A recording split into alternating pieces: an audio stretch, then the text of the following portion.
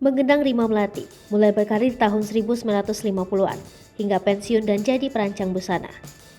Artis senior Rima Melati menghembuskan nafas terakhir pada Kamis 23 Juni 2022 di RSPAD Gatot Subroto setelah dirawat beberapa hari dirawat. Atas kepergian Rima Melati, keluarga dan hingga para selebriti ikut berduka, mengingat kiprahnya di dunia hiburan sudah tidak perlu diragukan lagi.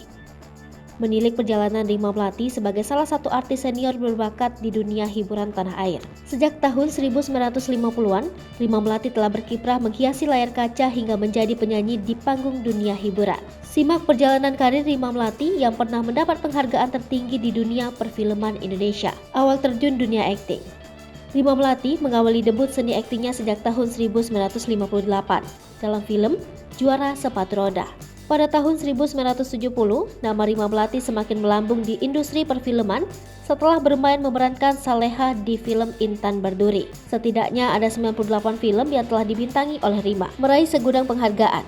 Di tahun 1972, Rima memenangkan aktris terbaik di PWI Awards 1971 atas pemeran sebagai Marina di film Noda Tak Berampun yang digelar oleh Persatuan Wartawan Indonesia Cabang Jakarta.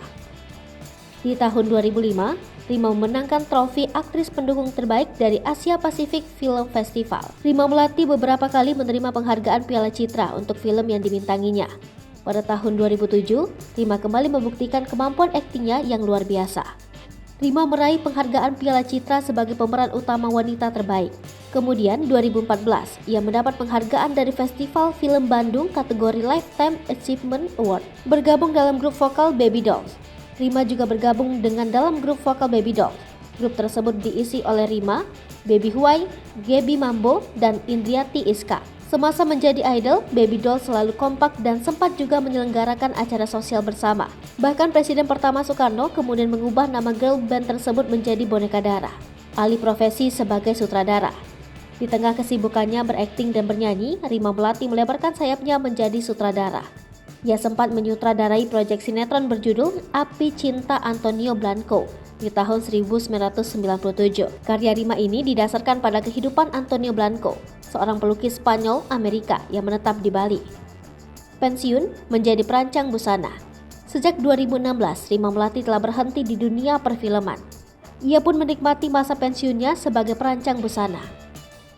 Hai pemirsa Sripopo TV, jangan lupa komen, like, dan subscribe serta tonton terus berita-berita terupdate lainnya ya.